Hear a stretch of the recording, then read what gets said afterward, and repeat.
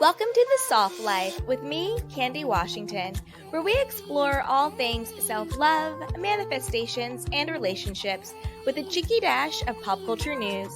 So be sure to subscribe, share, and join us on Patreon.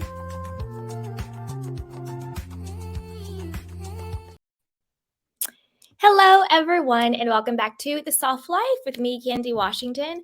As always, I am so excited to help you lead a more joyful life. But before we dive into today's episode, which will be a very inspiring conversation with Taylor Elyse Morrison, if you need extra support, don't forget that you can always grab our self-love journal right down below.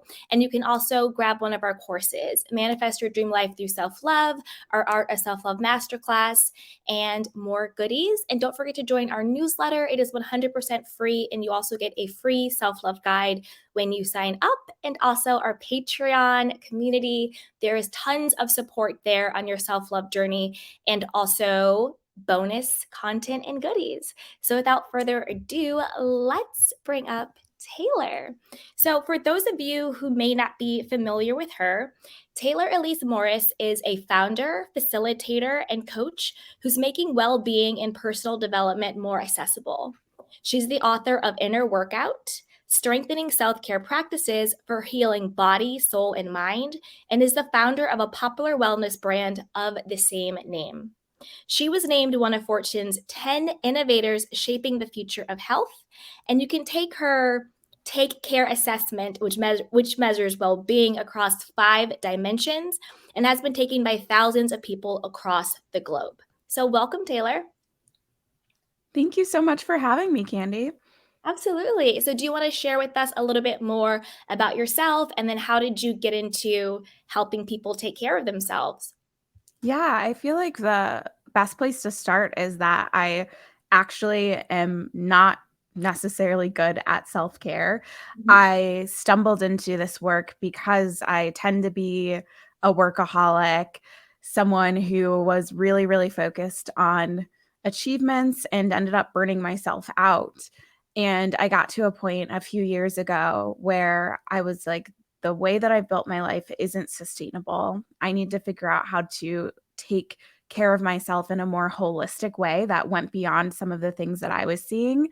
And I talked about it, and other people seemed to be having the same issues, and turned into this company and this book that I've built. Yeah, and what came up for me in your story is definitely probably maybe some codependency in there. I think a lot of people with codependency, we sort of get our wealth through working and showing up and not having boundaries, and then we tend to burn out because we're doing everything for everyone. And I think a lot of people can definitely relate to that story.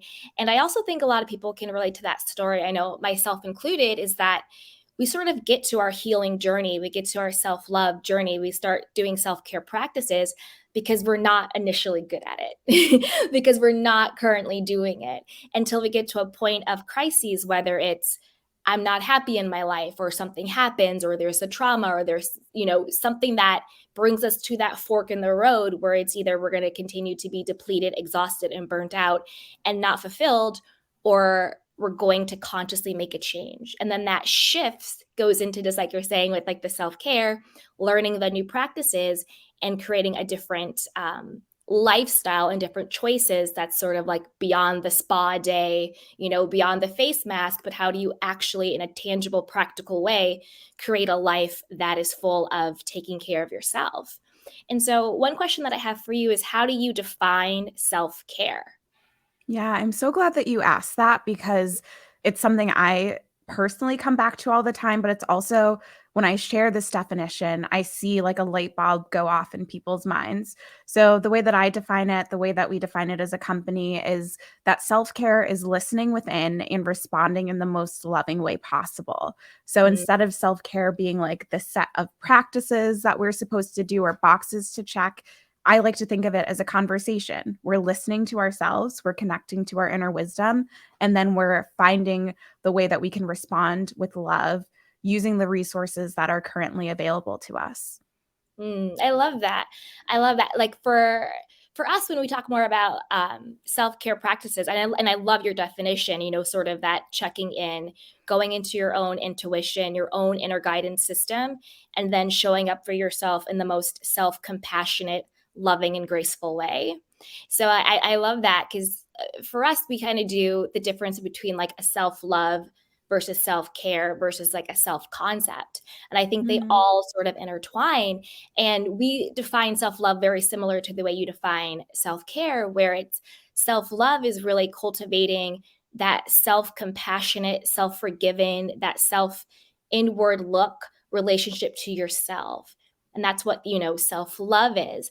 And through self-care, then self-care are the practices, the tools, and the techniques that we use in order to cultivate that loving relationship that you have with yourself. And so I absolutely love how you define self-care. That's one of the like fundamental tools and techniques that we can use, is just checking back in. What does our own divinity say? What does our higher self say? What does our intuition, our divinity say? And then having the courage and the conviction to then act in our own best interest. Because I think Absolutely. that's really what it is. Because I think that when we're disconnected, just like you said, from our own inner guidance system, our own intuition, we don't act in our own best interest. We think it's selfish, or we have to say yes. We have to be the best student, the best daughter, the best girlfriend. We don't have needs. We don't have wants. We have to do, show, prove. But the truth is, if you're truly a healthy, evolved, fulfilled human being, your default should be acting in your own self interest in a loving and compassionate way. Yeah, and that yeah, it sounds like the self-care definition that I use encompasses, like you said, both, Yeah. because it's got the listening, it's got the loving response, and I find that so often, even when people are doing self-care, and in this case, I'm talking about kind of like the mainstream idea of self-care, which tends to be about, like, just buying stuff and just treating Mhm. yourself. A lot of times that isn't coming from a place of love. It's coming from a place of obligation, or you're like doing a specific thing that you saw someone else do.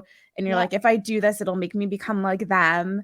And so getting to that place where you're like, oh no, I'm doing this. I love how you're saying in acting in our own self interest. I'm doing this because I love myself and I care for myself. And I'm not trying to become someone else. I'm trying to become more of me. Exactly. Like, I think that's really that mindset shift. It's almost on a spiritual level, where it's, I'm not doing this in order to be worthy and deserving, but because I'm worthy and deserving, I get to do this. It's like, I love myself, therefore I take care of myself. Not, I'm going to go do the spa day because I just saw somebody on Instagram do that and I'm going to post it too. And now I'm going to be cool and I'm going to get all these likes. But it's, no, I'm going to go do a spa day because I deserve to take a break.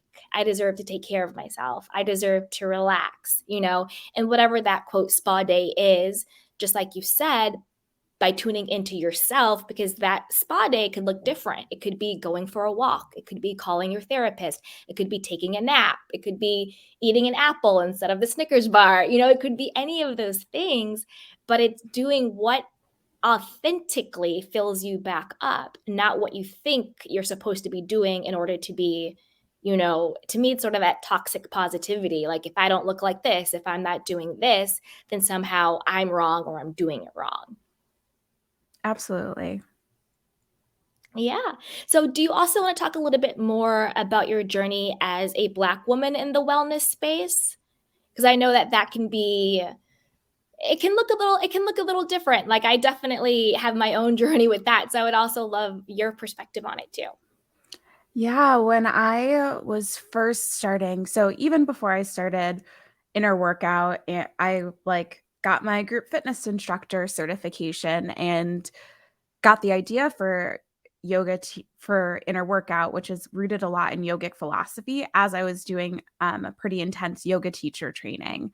And in a lot of the spaces that I was in and the conversations that I was seeing around self care, it didn't always include people who looked like me. It didn't Yeah. always include people whose bodies looked like mine or who had similar experiences. And what I found is, in a lot of the situations where someone was teaching me or someone was telling me this is what it looks like to be well, they were in such a mindset of my experience is kind of the experience that it was Mhm. hard for myself to see that I really had a place.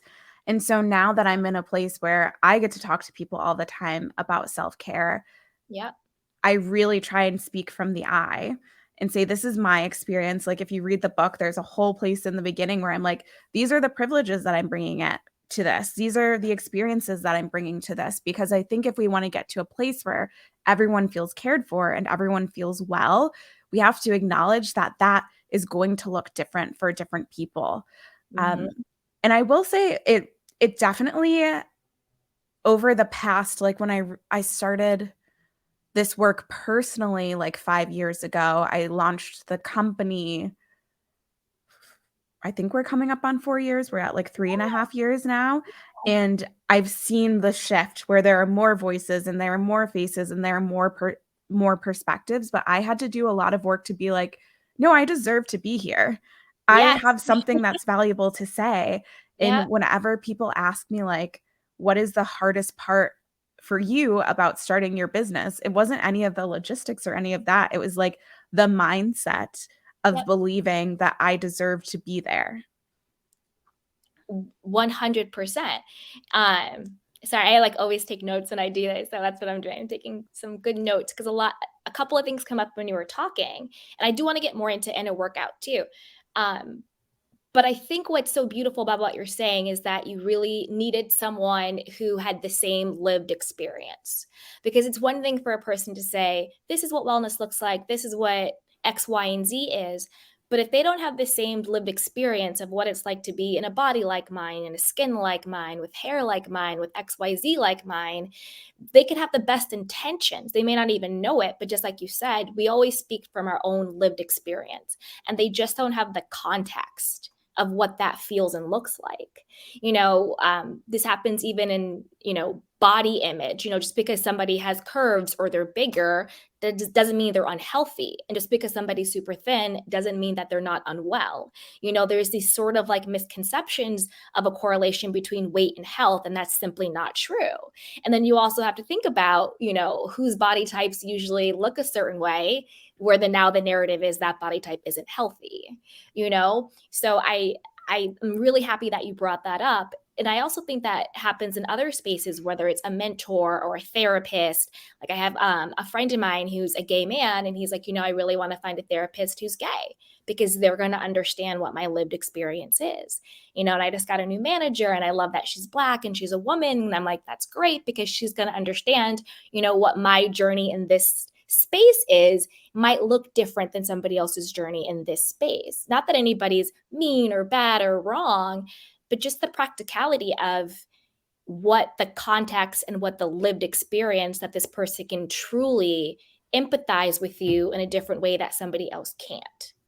And I also love that you brought up mindset in this space because, there's imposter syndrome and there's not feeling good enough and not feeling worthy and not seeing any face that looks like your face in this space. And it's true because it's never like, can you do it? It's never the logistics of it. It's just, do I believe in myself that I belong here? That my voice is meaningful and that other people will find value in it. And your voice is extremely meaningful and a lot of people are finding value in it. So I'm happy that you're in this space. So do you want to tell us a little bit more about inner workout, about the book and about the program and everything that goes into that? Yeah. So inner workout has been so many different things because we publicly launched right before the pandemic. And Uh, so there was so many pivots and things that happened. But overall, I believe that inner workout helps people build the skill of self-care and it helps them do their inner work. So we have a lot of free things that we put out into the world, our podcast, our self-care Sundays newsletter.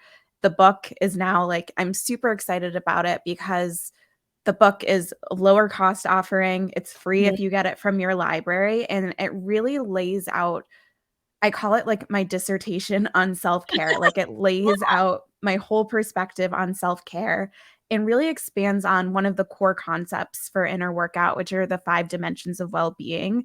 I mentioned before that I got the idea for inner workout while I was doing yoga teacher training. I was introduced to this yogic concept called the koshas, Mhm. and that was the inspiration for the 5 dimensions of well-being. Because what I realized is when I was doing self-care before, I was doing a lot of it like just focus on my physical body or Mm, just focused on my mind. And what those 5 dimensions showed me is like, oh, I'm a whole integrated being. And yeah. sometimes I'm caring for one part of myself, but that's not the piece that needs care. So that's why I built the Take Care assessment. It measures your well being across the 5 dimensions. It's free. You take it and it gives you a PDF with, like, here's where you're at with the different dimensions. And then it gives you 3 free practices to work on. And the book expands on, like, you can take the assessment and then read a chapter of the book to support you on whatever area you saw that you needed work with. So, Mhm. yeah, we work with people, we work with organizations, and the whole goal is to help people build the skill of self-care and to help. Sometimes I say, like, especially when I'm working with leaders, is to develop leaders who care, because for Mhm. those of you who have like normal 9 to 5 jobs, your manager, your boss, whoever it is, can like make or break your well-being sometimes, because if they don't have their stuff together, it's going to trickle down to you for better or for worse. Yeah, absolutely. And even for people who are entrepreneurs, like when you're the leader of yourself, how do you manage your own well-being while building your business as well? So I think it goes to everybody who's in any space. And what are the 5 dimensions that you define them as? Yeah. So there's the physical dimension. And before I go into them, Mhm. every dimension has like 2 or 3 subdimensions. We won't get into all of the Yeah, subdimensions no, here. those are fine. Yeah. Yeah. But there's the physical dimension, which looks at how you relate to your body and how you're able to hear how your body is talking to you. The energetic dimension, which looks at how you relate to energy in your daily life through your breath, which is a huge way that we regulate our energy, but also how I think of, like, we all have had a situation where we end a conversation, we're like, I am so drained right now, versus you leave the conversation, you're so energized. Like, that's a way that energy is Yeah. moving through our life. The next dimension is the mental and emotional dimension. That's one dimension. It looks at how you're using your brain, how you're able to process emotions, and how you're sleeping, because sleep, yes, affects your body, but it really affects your mind too. I was Mhm. just in a meeting with someone earlier who's like, I did not get a good night's sleep, and it is like impacting the rest of my day. Yep. The next dimension is the wisdom dimension, which is all about connecting into your inner wisdom, harnessing the power of the present moment, and taking aligned action. And then the final dimension is the bliss dimension, which is about connection to the truest expression of you, to community, and to something bigger than you, however you define something bigger than you. I love that. I love the wisdom and the bliss ones the most because I think those are the 2 that probably get overlooked the most when we're thinking about, like, self-care and wellness. We kind of forget about, the bliss and the community and the connection, and then also, the wisdom, harnessing your own intuition and experiences to just to be a more cultivated, holistic person, just like you said. Do you have any Yeah. Yeah, do you have any, stories about your own personal experience? Like, how did you come to know that you wanted to make a change in your life about how you were living and just how you were feeling and everything like that? And what I mean by that is just, did you have a point where you're like, I'm just burnt out. This is just too much. And then what was the first thing that you did, or what's the first thing that we can do if we're feeling that way to get help or to get better? Yeah. I love this question. So for me, I mean, even as someone who like wrote a book and talks about self-care all the time, I Mhm. still pretty recently got burned out, and I was really Yes. embarrassed to admit it, because I Mhm. was like, shouldn't I be over this? But unfortunately, like, we live in a world that kind of is like the perfect storm for burnout to happen. So even though we might have the best of intentions, it still might happen. I just like to share that for anyone who's like feeling bad about it and feeling bad about admitting you're burned out. That's only prolonging your burnout. Mhm. Allow yourself to get rid of the judgment and then start to move forward. Okay, but back to a story of when I experienced. So it all started for me in 2017, really before then, but like it came to a head in 2017 where I was working full time at a startup. I also had like clients on the side for a company I was doing. Mhm. I, depending at the point of the year, I was either just getting married or had Oh. recently gotten married and like planning this whole wedding that was really stressful.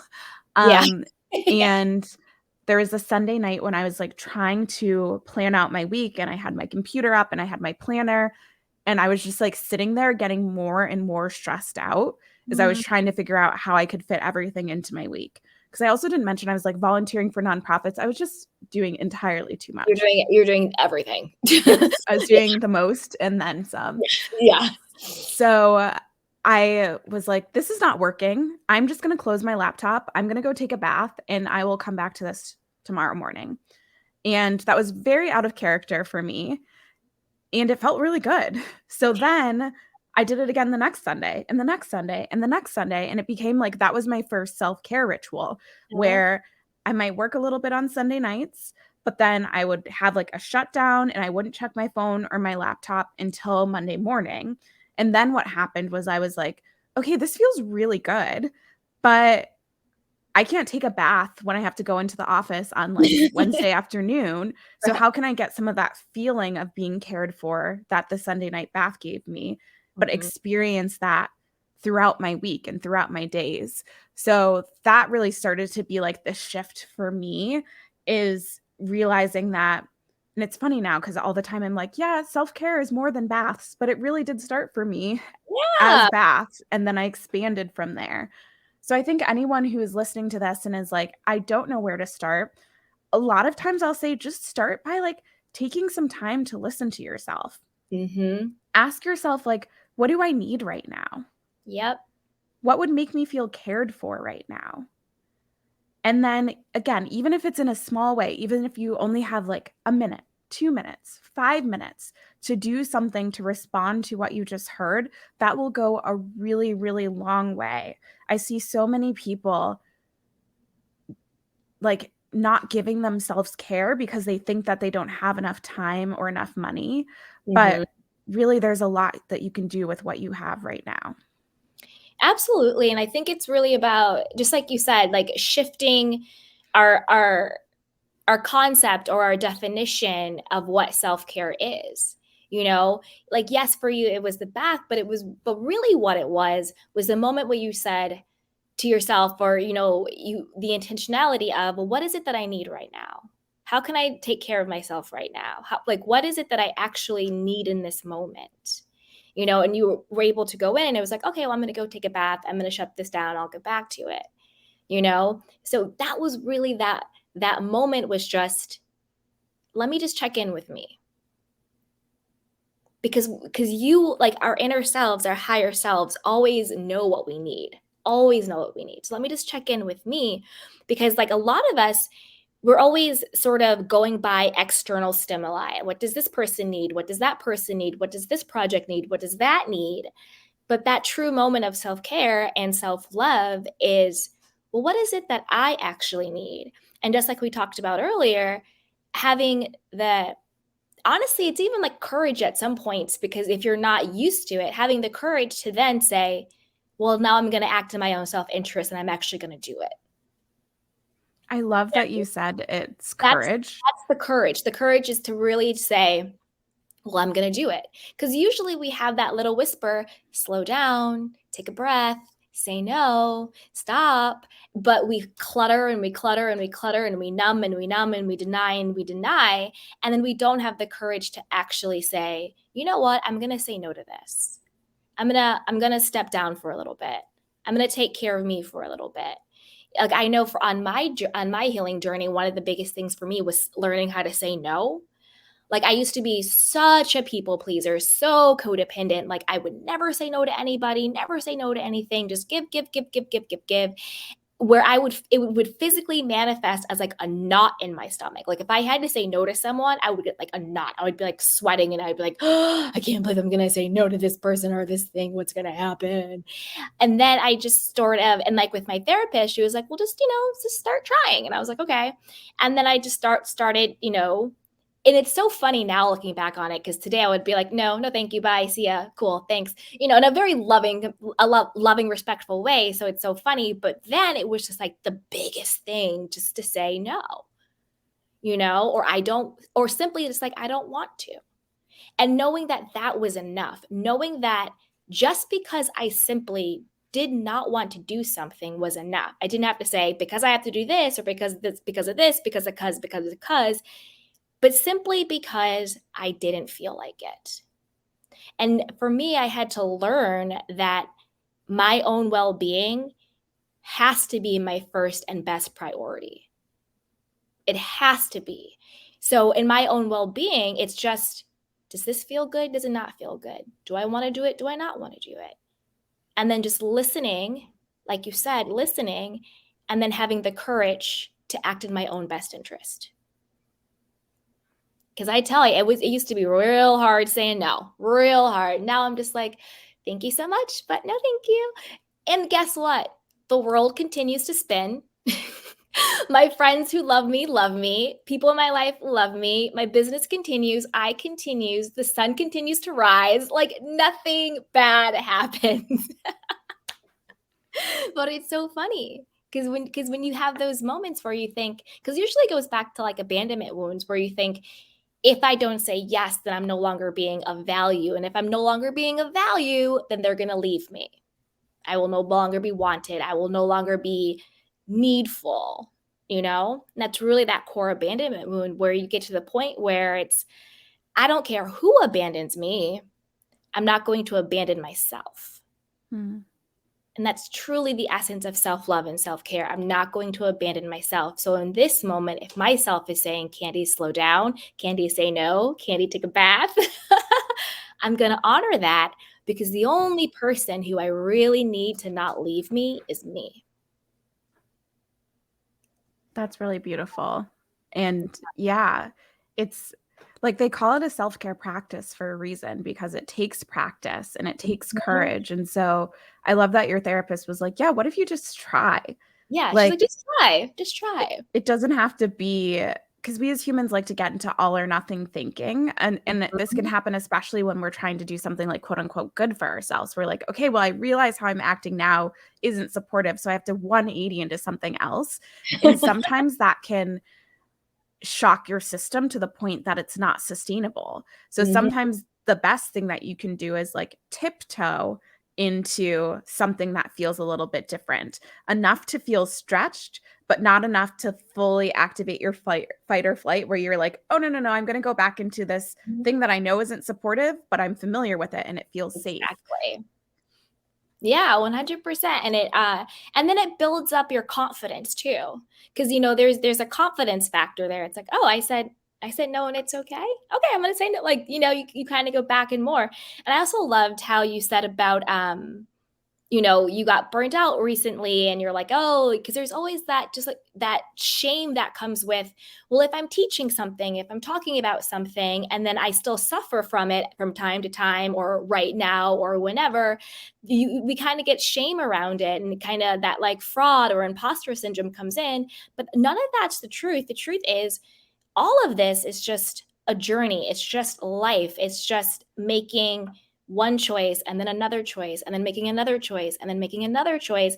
And we don't have to be these perfect beings just to be worthy of being an expert, or being worthy of being someone who teaches and shows. We're just human beings, and it's okay to still burn out. It's still okay to not be clear on boundaries sometimes. It's still okay to falter, because no matter what, well, not no matter what, until a certain point in time of your life, you're just going to be a human being. And that's just a part of our life. It's not perfection, it's progress. And when I sometimes talk about healing, it's not like, oh, I'm healed, we're done, we're good, move on, check next. It's like, well, no, I'm healed. And now I'm being, challenged with the same thing, or, I'm being burnt out again, or this is happening. It's not that I'm not healed. It's just that now I'm equipped. Now I'm equipped with new tools, with new techniques, with new practices to meet this moment differently. So maybe the same exact thing happens, but I'm going to actually show myself compassion this time. I'm actually going to be loving towards myself this time. I'm not going to make it such a big deal this time. I'm going to work through it this time. Because I know for me personally, just like what you were saying, like I work in wellness too. I have like my podcast and all of that fun stuff. But I have those same moments where I too struggle with like not feeling good enough or low self-esteem or, whatever the case is. And that creeps in my mind. Well, I'm telling people to love themselves. I'm telling people to, take care of themselves and to validate yourself. And here I am still struggling with my own self-esteem. It's like, well, yeah, because you're a human being, Candy. And guess what? Sometimes people have low self-esteem. Sometimes things dip your confidence. Sometimes you question yourself, and that is okay. Doesn't make you a fraud, doesn't make you a phony. It just makes you human, but it actually makes you a healthier human because now you have the awareness around it. Now you're calling yourself out in a loving and compassionate way. Now you're meeting the moment differently, and I think that and I love that we're talking about this because I don't think that aspect of, wellness space is talked about enough, where it's not, oh, we're healed, check, never again will I suffer from anything. It's, well, yeah, I'm healed because now I've empowered myself with the tools to take care of myself no matter what. Yeah. And something so the last season of my podcast was all about burnout. And one of the things that came up in the season finale was this idea of perfectionism and how many of us who are perfectionists, are recovering perfectionists, Yeah. we think that perfection is what will allow people to connect with us. And it's actually the opposite. Yep. People don't connect with perfection. People might aspire to be perfect. People might admire someone that they think is perfect, but they don't connect with perfect. So when we're willing to say, yeah, sometimes I still struggle with this. Yeah. This is a tool that I'm still constantly using. It doesn't make people think like, oh, who is she? Who are they that they're doing this? It makes them realize, oh, they're a human and Mhm. I'm not wrong or bad that I still struggle with it. It opens up a lot of space for both us to have compassion for ourselves, but also other people. We Yeah. don't want to be setting unrealistic expectations for other people either. Yeah. It's you know, learning from you today, it's a part of the bliss dimension, because I think when you're able to share your story in an authentic way, like, hey, this is what I'm struggling with, and then the other person says, you know what, I'm struggling with that too, or I have that too, then you have that authentic connection, that authentic, and then that's really what like empathy is and authenticity is, and then you have true community and support, because you're no longer just trying to connect with somebody's, persona or somebody's representative, but you're connecting with that person's soul and that person's humanity. And you can say, I see myself in you. And now you can see yourself in me, and we can no longer be alone, because that's really what shame does. Like toxic shame, it says, I'm wrong. Like if you make a mistake, you think I am wrong. That's shame. There's something about me that's wrong. And then the other part of toxic shame is that it's only happening to me. I'm the only one. I have to keep the secret. And it's the secrecy and it's the shame that makes it so toxic and poisonous inside. But if you just release it and you're like, hey, this is what happened, or this is what I'm going through, or this is how I feel, then you sort of you free yourself from the shame of thinking that it's only you and that you are wrong. I did a podcast on this when we were talking about self-forgiveness, and when we were talking about the difference between guilt and shame, and it's like, well, there's healthy guilt, where it's like what I did was wrong, and then there's toxic shame, what I did was wrong, therefore I am wrong.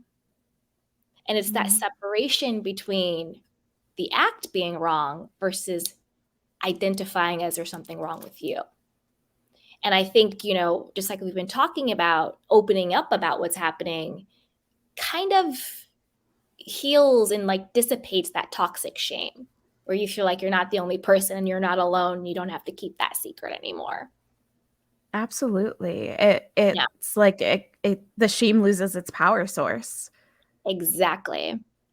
And you're like, Exactly. oh, people, like you said earlier, like, oh, people still love me. I said no Exactly. once and I still have friends. Like, it's just, you start to build even like a new neural pathway, or you start to see new possibilities. And instead of like when you don't act, when you only listen to the shame, don't say anything, and Hmm. assume that everything the shame says is true, then you just believe it. But then when you speak and you're like, oh, well, the shame told me that everyone would now hate me, and that didn't happen. Maybe I Yep. don't want to listen to the shame as much next time. Exactly. Exactly. And full circle, like you were saying, how you define self-care, it's like, listening inside and listening to yourself and then acting the most loving way. And I think that's the key, because you can listen to yourself and you say, well, wait a minute, is this actually the most loving voice? Because every thought we have is not our own. Just because you have that shameful thought, you know what? That thought actually isn't your own. That thought that's telling you you're not good enough. That thought's that telling you that, something's wrong with you. No one's going to love you. Everyone's going to leave you, blah, blah, blah, blah, blah. Sure, those are thoughts, but they don't have to be your thoughts. They don't have to be true for you. And it's when you start to truly listen to your higher self, then you get the discernment of, is this actually my higher self? Is this actually me? Or is this a limiting belief I picked up somewhere? Is this a toxic belief I picked up somewhere? Is this what somebody told me? Is this what I saw? But this doesn't have to actually be the truth of who I am. And I, the thinker, I, the observer, actually gets to decide what is true for me by having the courage to act in my own self-interest, just like we talked about, in a loving way. And sometimes acting in your own self-interest in a loving way is telling those negative thoughts to shut up. Something I do, if I get like a negative loop or a negative thought, I just stop and I go, huh. I go, okay, thank you, thought. I release you to the universe for good. And then I just move on to the next thought. And I think, well, what can I think instead? Or what do I actually want to be true of me? And I forgot his name. But there's a guy who wrote Love Yourself Like Your Life Depends on It. He has this one great thing that he does, where he says, if his mind gets on a loop, or if he has to make a decision, or he's just like in those moments, he gets calm. And just like we're talking about, he says, if I truly loved myself, what would I do? What would my next step be? What would my next thought be? What would I do in this situation if I truly love myself? Because sometimes it's actually hard to think I love myself. If you haven't been working on it, that's a big leap for some people. Some people have never even thought about loving themselves.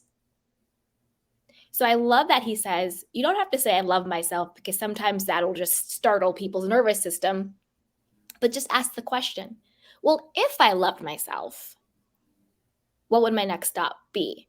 What would I choose to believe is true for me? What would my next right step be? And I use that all the time. Like if I need to do something, I'm like, all right, calm your mind.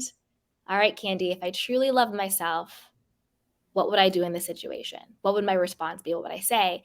And it always comes up, because your inner knowing, your wisdom, your intuition, your higher self always knows what's right for you. But then through free will, you have the choice to either believe it, not believe it, act on it, or not act on it.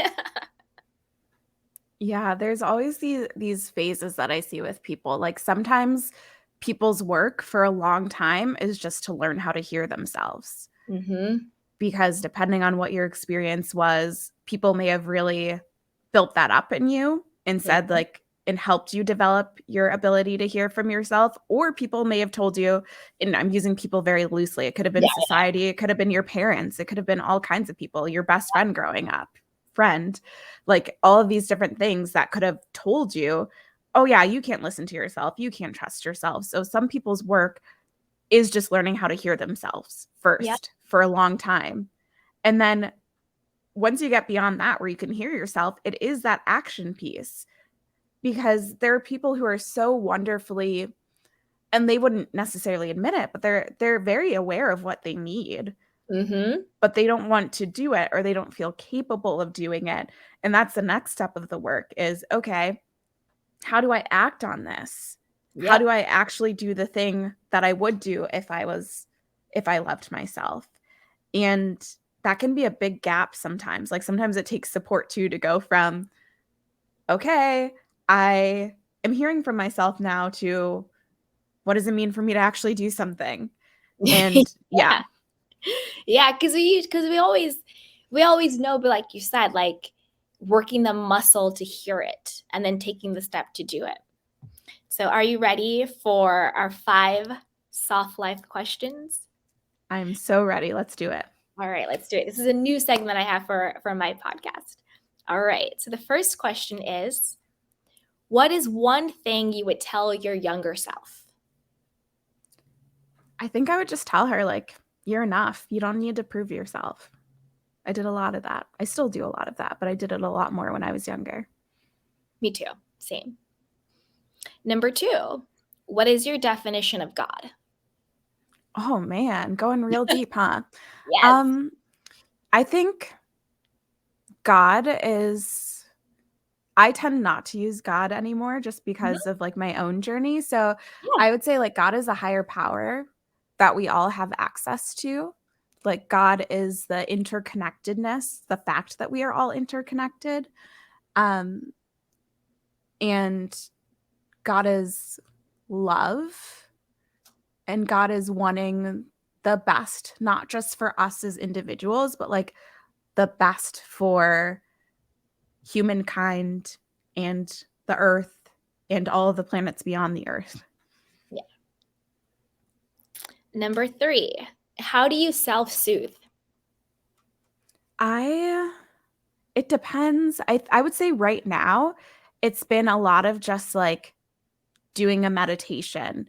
My coach actually recommended that I record some meditations for myself in my own voice. And so I've been building out like my own mini meditation library for moments when I notice I feel triggered or dysregulated. And then I like pop on a meditation that's me guiding myself through. Yeah, it's pretty cool. No, I absolutely love that. I did that once with sleeping affirmations. Just like pop it in, but your own voice is so powerful. It's Yeah. so powerful. I love that. So number 4 is, what do you want your legacy to be? I've been thinking so much about this lately. I want my legacy to be, especially because I don't know if I want to have kids or not, but Mhm. I picture having like almost spiritual children and grandchildren of people who are either clients who are able to do their work in the world because of some of the work that we've done together, or like practitioners, whether that's coaches or facilitators that I've trained who then are able to have this ripple effect into the rest of the world. I say that my like mission in life is to reconnect people to their inner wisdom. And so I just want to leave a trail behind of people who are like so connected to themselves that they can bring all of what they were meant to bring into the world. I love that. And our last soft life question is, who are you? Who am I? I am the first thing that came to mind is like Yeah. something cheesy No, that no, no. but I'm a human being, like a human space being, and that's something that is constant work. I'm like in transition from a lot of identities that I used to hold. I used to like really care a lot about being a business owner or a founder.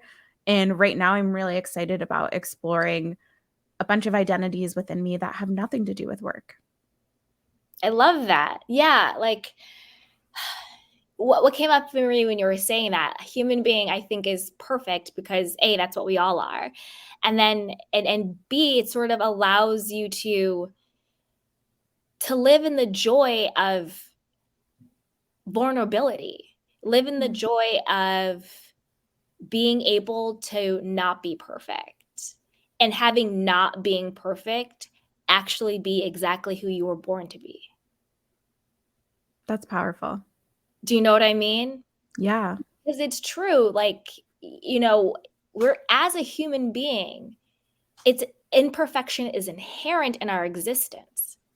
And the more we fight against being our inherent existence, the more we get, trauma and suffering and depression and anxiety and low self-esteem and unworthiness, unlovability. And then we're doing all of these horrible self-sabotaging things in order to not feel all these things, because at the core of it, we're just fighting our own intrinsic imperfection. But when you embrace that, by sheer definition, being a human being means that you are inherently imperfect. But yet, through the divine that lives within you, whether it's through higher power, God, universe, source, whatever resonates with anyone, you're still worthy and enough. And that perfection has nothing to do with worthiness.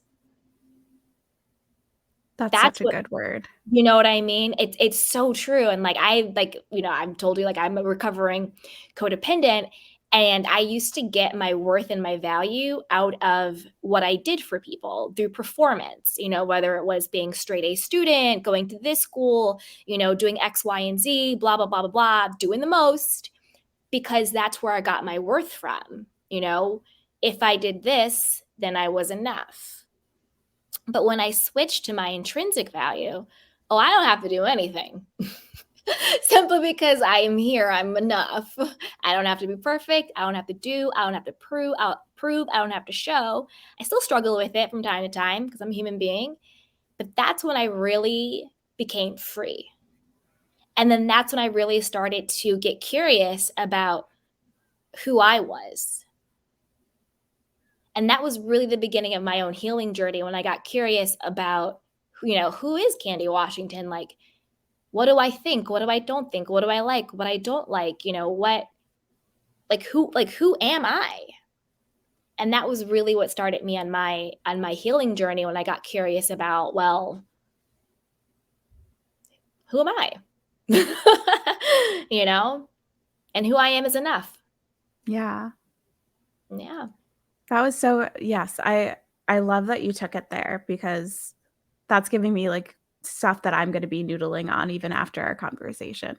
Absolutely. Well, that's what we do on Sugar Pills. I actually just rebranded to the Soft Life, because I love because everyone's been talking about the soft life lately, and for me, the way I think about the soft life is very much how you think about self-care. Like, it's not about spa days and doing nothing and all of that stuff. For me, the soft life is more about intentionally giving up the struggle, and whatever that struggle is, whether it's the struggle to be good enough, the struggle to be lovable, the struggle to be X, Y, and Z, and then just embracing your own intrinsic, divinely given value and worthiness, and knowing that you're allowed to slow down, you're allowed to take care of yourself, you're allowed to say no, you're allowed to be joyful, you're allowed to be soft, and then really tapping into healing and cultivating and awakening my divine feminine energy.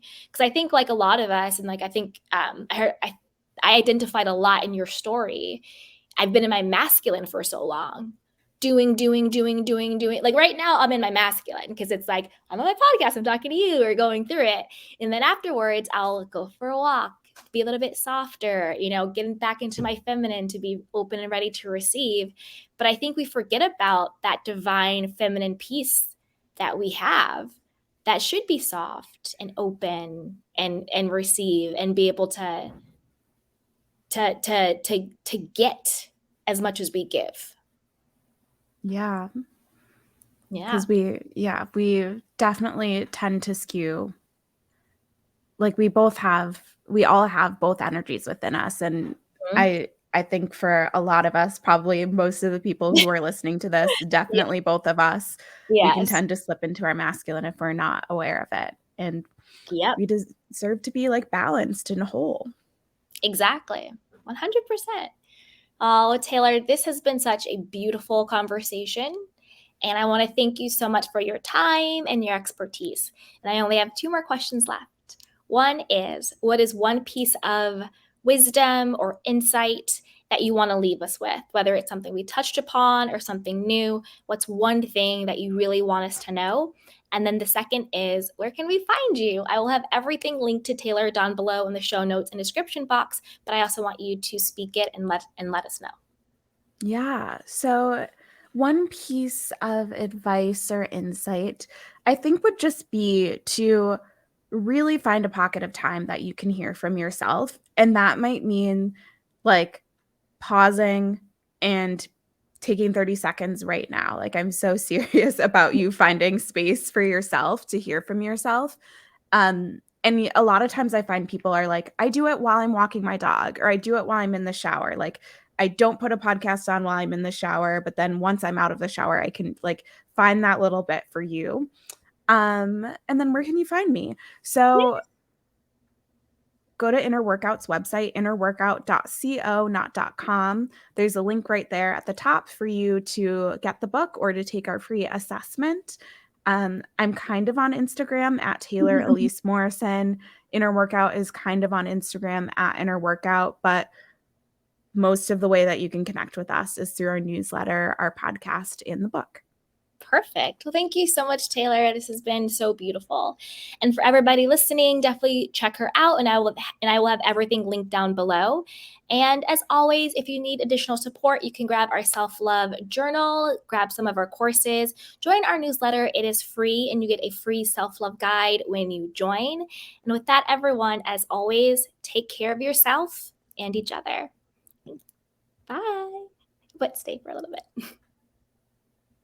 Welcome to The Soft Life with me, Candy Washington, where we explore all things self-love, manifestations, and relationships with a cheeky dash of pop culture news. So be sure to subscribe, share, and join us on Patreon.